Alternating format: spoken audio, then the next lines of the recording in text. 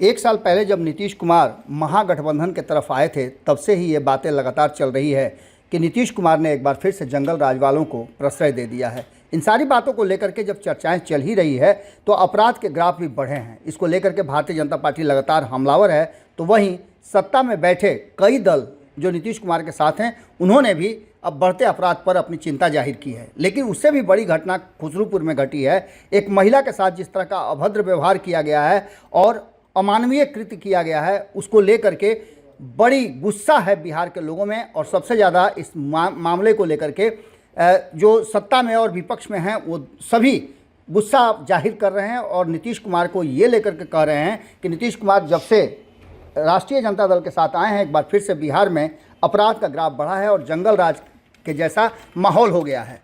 इन सारी बातों को लेकर के हरीश सहनी, जो कि नेता प्रतिपक्ष विधान परिषद के हैं, उन्होंने भी अपनी बात रखी है। उन्होंने कहा है कि लालू के साथ और कुछ दिन रहे नीतीश कुमार तो सारा खेल खत्म हो जाएगा। बिहार में बढ़ते अपराध को लेकर के उन्होंने काफ़ी गुस्सा जाहिर किया है और कई सजेशन दिए हैं। आप सुनिए क्या कहा है हरीश सहनी ने। इसे मैं नहीं, पूरे बिहार की जनता उन्हीं दिनों को याद कर रही है जिन दिनों पूरे दुनिया देश बिहार को जंगल राज का उपाधि दिया था। उन समय में चाहे जिस स्तर पर आप देख रहे थे, मानवता से विपरीत, कानून से विपरीत, हर कुछ ऐसा लग रहा था जैसे लोगों को जीवन जीना बेहाल हो गया था। वही स्थिति आज नज़र आ रहा है। निश्चित रूप से हमारे प्रधानमंत्री एक तरफ नारी सशक्तिकरण के नाम पर जितना बेहतर कानून बना रहे हैं, व्यवस्था बना रहे हैं, और दूसरे तरफ हमारे महागठबंधन के लोग, हमारे INDI के लोग, के समर्थक, उनके विचारधारा, उनकी शासन प्रशासन में इस तरह का घटना घट रही है। निश्चित रूप से ये बहुत ही निंदनीय है। इसका रिजल्ट मुझे लगता है कि भारतीय जनता पार्टी के कार्यकर्ता को नहीं, इसका निर्णय बिहार की जनता करेगी आने वाले समय में। सर, एक और बहुत ही महत्वपूर्ण सवाल है कि उसी घटना के दौरान, उसी कार्यक्रम के दौरान जब सदन में बिल पास हो रहा था, उस पर बहस चल रही थी, तो मनोज झा जो RJD के नेता हैं, उन्होंने एक तरफ महिला बिल पास किया जा रहा था, दूसरी तरफ जो बात कर रहे थे उसमें 33% आरक्षण में वो OBC को भी आरक्षण देने की बात कर रहे थे। लेकिन उन्होंने एक सवाल जो खड़ा किया जातियों को बांटने का, अलग अलग जातियों का, जिसमें उन्होंने कहा ठाकुर शब्द का यूज किया। तो एक तरफ वो बातें और दूसरी तरफ महिला के साथ, उन्हीं के राज्य में इस तरह का दलित महिला के साथ हो रहा है, उसको आप कैसे देखते हैं और मनोज झा के इस बयान को कैसे लेते हैं? देखिए, एक तरफ हमारे नरेंद्र मोदी जी सबका साथ, सबका विकास, सबका विश्वास की बात करते हैं, करते ही नहीं है, ज़मीन पे दिखाई देता है। ये केवल बिहार नहीं, देश नहीं, पूरे दुनिया में दिखाई देता है। इसी का नतीजा है कि दुनिया में शांति का पैगाम चाहने वाले हर लोग नरेंद्र मोदी का जय कर रहे हैं, मतलब भारत का जय कर रहे हैं। और बिहार में, देश में केवल और केवल सत्ता चाहने वाले लोग वो चाहते हैं कि चाहे जैसे भी हो, लंबे अरसों से जात पात कर सत्ता में रहने का जिन्हें आदत रहा, आज भी उन आदतों से वो बाज नहीं जा रहे हैं। लोग समझ रहे हैं कि नरेंद्र मोदी ऐसे समरसता कायम करके वो सत्ता में रह सकते हैं, तो शायद हम जातीय उन्माद पैदा करें तो हो सकता है मुझे ये अवसर प्राप्त हो जाए कि मुझे भी सत्ता में आने, कुछ भी उनका सदन में यदि वो बोले हैं, सभी लोग देखे हैं, उद्देश्य क्या हो सकता है भाई? इस जात पात से निजात पाने के लिए बहुत लंबा लोगों को संघर्ष करना पड़ा है, और तब जाकर आज सबका साथ, सबका विकास, सबका विश्वास की बात हुई है। आज देश, आम लोग कहते हैं कि जब से भारतीय जनता पार्टी की सरकार बनी है, ये नरेंद्र मोदी जी ही नहीं, स्वर्गीय अटल बिहारी वाजपेयी जी के समय से ही लोग कहते हैं कि देश विकास की गति को चूम रहा है। और ये समरसता के कारण, ये समरसता कायम करना चाहती है हमारी पार्टी।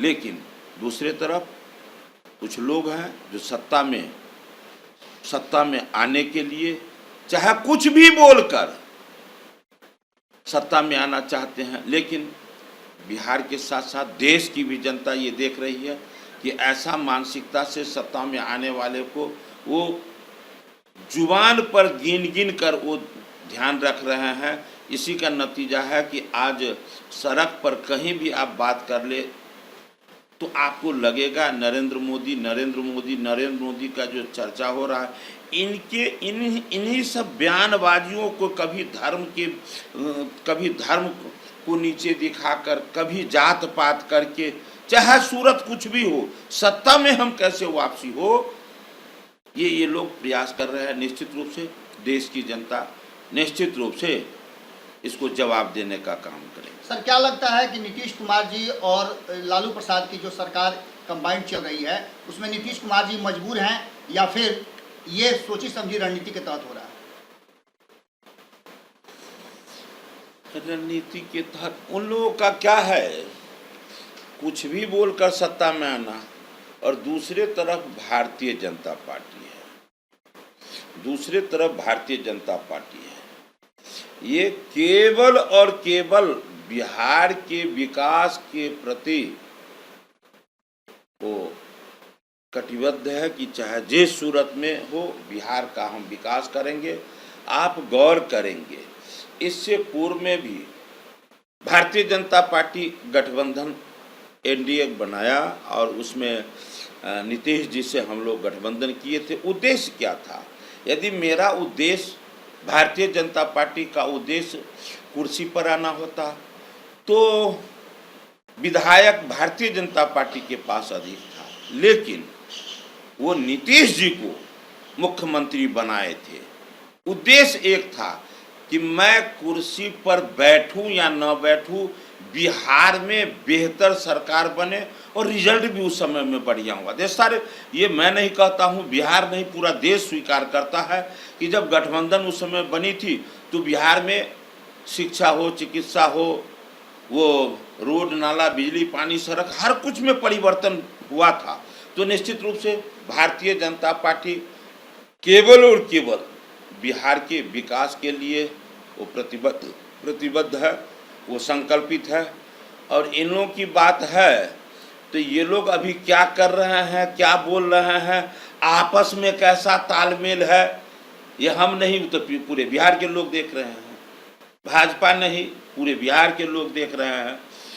लेकिन इन लोग को बार बार याद आ रहा है कि जंगल राज में जिस समय से हम लोग तांडव मचा के, हम लोग उल्टा सीधा बोलकर, जात पात करके, विकासवाद चला जाए छप्पर पर, जातवाद करके हम लोग सत्ता में बने रहे। अभी भी वो आजमाना चाहते हैं, अभी भी वो चाह रहे हैं इसी मार्ग को पकड़कर मैं सत्ता में आ जाऊंगा। इसलिए जिनके मन में जो हो रहा है, बोल रहा है किसी तरह अपना हम गठबंधन को जो है सो हम मजबूत बनावे, तो मजबूत नहीं बन रहा है। पेड़ में पानी डालने के बदला आप उसको गर्म पानी प्रतिदिन डालिएगा, तेजाब डालिएगा तो पेड़ जिंदा नहीं बचेगा। इसलिए आप देख लीजिए, अभी तो चुनाव आया भी नहीं है और ये आईएनडीए का हश्र क्या हो रहा है ये हम नहीं सभी लोग देख रहे हैं। और इसी तरह चुनाव आने से पहले ही इसका हश्र ऐसा हो जाएगा कि ये वैसे ही जनता इसे मतलब युद्ध क्षेत्र से अलग मान लेगा। चलिए, बहुत बहुत धन्यवाद सर। धीरे धीरे